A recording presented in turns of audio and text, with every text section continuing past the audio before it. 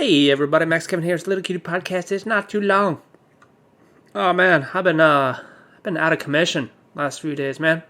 I don't know what's been going on with me. Like, I've been feeling a little sick last couple weeks, last 2 weeks or so. Just like my throat doesn't hurt, but it's like feels a little gross. Feels like there's some phlegm in there, or I don't know. I don't know what exactly. It's got like a coating, a nice sugar coating. Like an M&M, something like that. Just been feeling kind of dizzy, like my head's been a little dizzy, I don't know, maybe got a little head cold or something. Just hasn't been going away last 2 weeks, it's just been lingering, Just been lingering like your poor uncle at Thanksgiving, Grandma and Grandpa already left, but your uncle's still there. It's like, hey, can I borrow $20 for the Uber? It's like, but you drove here. Oh, I didn't mean Uber, I meant the gas. It's like, get out of here, Uncle Steve. All right? Get a goddamn job. Anyway, it's kind of like that. Then the other day, I woke up on Monday. My hangy thingy, the little hangy thingy in the back of your throat, that thing that hangs, it was all swollen. My hangy thingy was swollen, dude. Swelling up, So I've just been taking a lot of vitamin C, 1,000 milligrams. Drinking a lot of water. I don't know. It's not working. My mouth just feels weird, My mouth, it just feels, I don't know. Feels weird. Feels a little weird, Anyway, let's talk about the UFC. Oh, man. All my bets. All my bets came through. Fuck yeah, dude. Fuck yeah, $30. $30. My parlay with Askarov, Islam Makhachev. And Amanda Nunes came through. Oh yeah, those are easy. Those are easy picks, And Drew Dauber. Drew Dauber is he was up against Islam Makhachev, but the problem with Drew Dauber, he's too good looking. I mean, how good of a fighter can you be if you're that goddamn good looking? Just like Luke Rockhold. You can't be. You gotta have a few holes in your game if you're just a fucking beautiful man. And Drew Dauber's body, just oh my god. It's so crisp, so clean. I just kind of want to lick it, He's got perfect hair, perfect face, perfect body. Yeah, I mean, you're not going to fight a guy that's got the Dagestani beard. His name's Islam Makhachev, all right? That guy's not winning any beauty contests, That's why he wrestled you to the ground. It was real funny that after-fight interview with Islam Makhachev. He was like, yeah, maybe his striking, he's better than me, so I just took the easy win, and I wrestled. It's pretty funny. Just talking about, it's like, yeah, that was a good decision, Just take the easy win. Drew Dauber's got shit wrestling compared to you, so, just wrestle him to the ground there. Then, of course, big scandal. Piotr? I think that's how they pronounce his name, Piotr, but it's like, you only got 3 letters in there. How do you pronounce that, Piotr? It's like Pyottte. You need a few more letters if you want me to pronounce that Piotr. All right. Right now it's Petr. All right, your name's Petr, or just Petr. Right. Anyway, versus Aljamain Sterling. Of course, right when that fight started, Aljamain Sterling just comes out, nitrous bursting. Like Fast and the Furious, like Vin Diesel in Fast and the Furious 1, when he's like, I'm gonna need more nitrous. Oh no, I guess it was the other guy's character in the first movie. He's like, I need more nitrous. He's like, all right, here's 1 can. He's like, no, I'm gonna need 4 cans of nitrous. Then he goes to race Vin Diesel, and he's winning, right, or he's losing, and he's like, all right, time to turn on the nitrous. He puts his 4 cans of nitrous in there, and he starts winning the race. Then Vin Diesel just pops out his fucking 20 cans of nitrous. He's like, oh, you thought you were going to win, huh? Doesn't matter if you win by an inch or a mile. I got 20 cans of nitrous. That's pretty much what Aljamain Sterling did there. I don't know, maybe he was a little too hyped up, excited there, man. First round, he comes out, 20 cans of nitrous blazing. Peter Yan just turtles up. He's like, all right, waste your energy, dude. Waste your energy. You never heard of the rope-a-dope? You never heard of Muhammad Ali versus Foreman? You can't just dump your gas tank in the first round, dude. What are you doing? What are you doing? I'm fucking Russian, all right? You know? And, of course, then he got tired. I don't know if that was his strategy to try to win in the first round there, but, a lot of his, I mean, he was doing like a lot of high volume punches, but he wasn't really doing any damage, And a couple of the judges gave him the first round. It's like, I don't know about that. I mean, Peter Yan, he landed like in the first round there. He landed this right hook that knocked Sterling down. That was pretty much the only damage in the whole round, It's like Sterling had more volume, but he wasn't doing any damage at all, so. It was pretty obvious, too. And it was pretty obvious he was winning that fight there, and then of course, Yan just kneed him in the head there when he's on the ground. He's like, oh, you're on the ground? I must kill you. I must kill you. The Russian mafia says to kill you. You must die. So I will give you illegal knee to the face while you're still on the ground.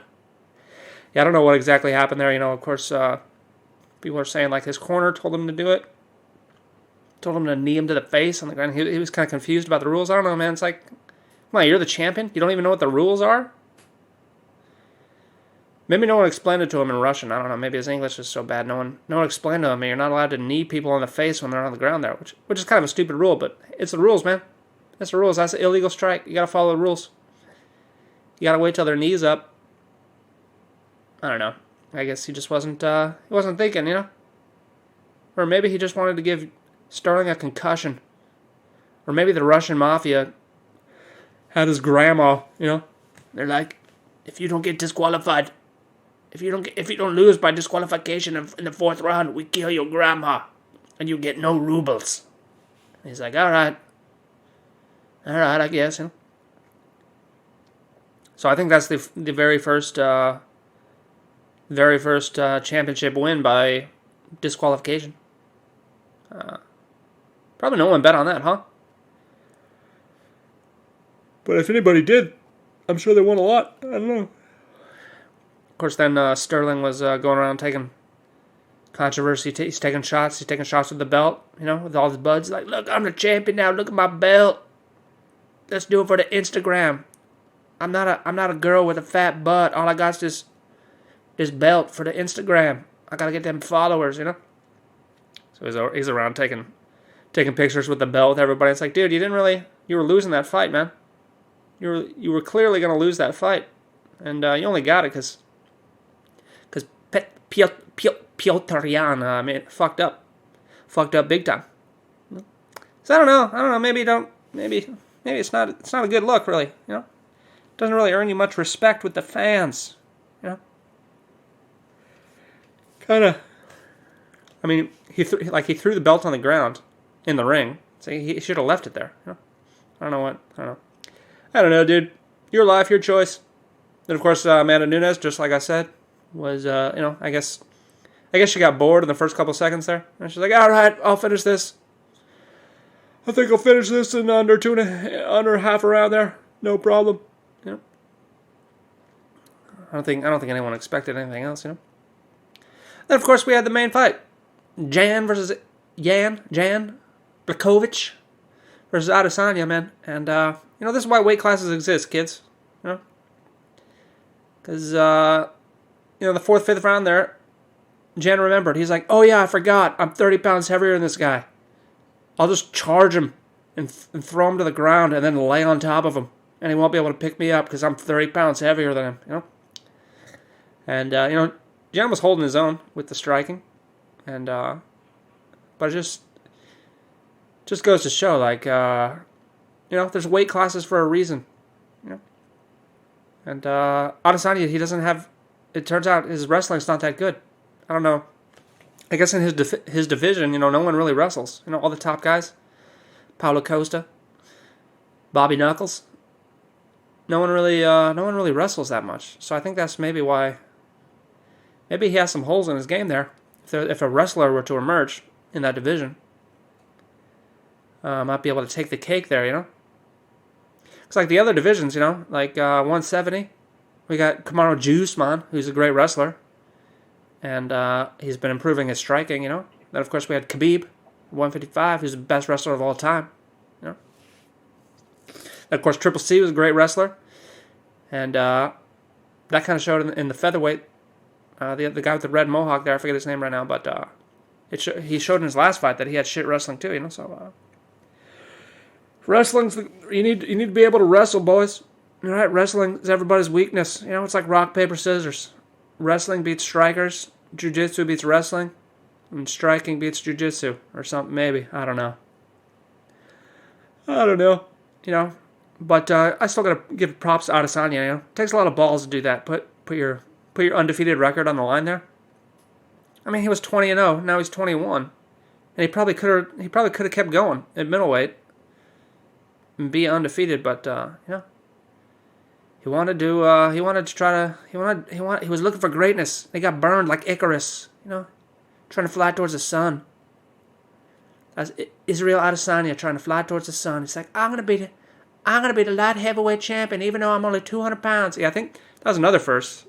That's got to be the first time someone's ever fought at 200 pounds for the championship, or just at 200 pounds in that division.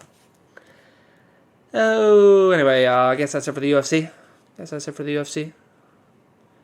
Sorry to everyone that lost money. If you lost money in Israel Adesanya. Of course, when I was sicky wicky yesterday, I couldn't really do any work because I couldn't really think at all. So I watched Coming to America, the sequel to Coming to America, which I don't know if you guys have seen. Coming to America, probably one of the funniest movies of all time. Just definitely top 10 funniest movies of all time. Coming to America, so good, funniest fucking movie I've ever seen, man. And probably Eddie Murphy's greatest work. I mean, if we think about it. I mean, people will say like Beverly Hills Cop, or I don't know, Beverly Hills Cop, but Coming to America, man. Eddie Murphy's best work and one of the funniest movies of all time. So of course they decided to make a sequel, and of course the sequel was rated PG-13, and the original was rated R, and that's how you know it's gonna suck already. If they ever make a sequel to a movie and the rating is less, you already know it's going to suck. And, of course, it's Amazon, so I don't know if they had planned originally a theatrical release, but that's another clue that the movie's going to suck. Anyway, I watched it, and oh god, it was fucking terrible. Oh no, Eddie Murphy, bro, what are you doing, man? What are you doing, dude? Why did you do this? Why did you do it? I mean, basically the whole movie was like, as South Park says, it was member berries. That's pretty much all it was. It was just like callbacks. It's like, hey, member McDowell's? Member Louis Anderson? Member this scene? Do you remember? I remember laughing my ass off when I watched Coming to America in the 80s, but now it's 2021, and now I'm watching this, and I can't remember anything because the movie's so fucking bad, and there's no goddamn jokes. I mean, there were a few jokes. There were a few jokes in the movie. There was a lot of, like, music videos in the movie. There was, like, basically 3 music videos in the movie. That's, like, 10 minutes. And the whole movie's only an hour and a half, So that's like 10% of the movie is just music videos. And it's just like, what's going on here? I don't remember the original Coming to America having this many music videos, And the plot was just all over the place. It made no goddamn sense. Like the plot was basically about his son, and Eddie Murphy's only in half the movie, and his son's in the other half. And his son's character is just like, who gives a who's this fucking? He's not a comedian. I'm not watching I want to watch fucking Eddie Murphy and Arsenio Hall, 2 of the funniest comedians of all time. I want to see them being funny together. I want to see some fucking new dude. I don't even know he's a comedian. But he had every scene with him there was no jokes. There was just, oh my god, oh no, oh. And then like they had the storyline where like his daughters are pissed off because like it's kind of like women's rights or whatever, they're pissed off because they've been training their whole life to like lead the country or whatever, but they can't because they're women. And like one of the the character that the son falls in love with, she also wants to start a business, but they can't start a business because she's a woman and it's illegal. And they're like, oh, we need to change the mundo, for women's rights. There's that whole storyline, and then it never gets resolved. And then the movie just ends and nothing changes. There's no... It's like the daughters are like, yep, you're still just a woman.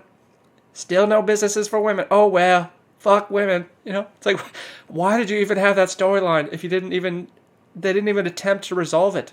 And then, I don't know, it's just, oh God, it just made no sense, The whole movie was just stupid. It was just, oh God, it was so bad. Why'd you do it? Why'd you do it, Eddie? Oh, that's right, for the $10 million. It's probably... I mean, I don't know. Like, I heard this interview with Eddie Murphy. He was talking about how he worked on that script for 4 years. And I was like, oh, really? I mean, if you told me you had written it in a weekend, I would forgive you. But you worked on it for 4 years, and you had this nonsense plot.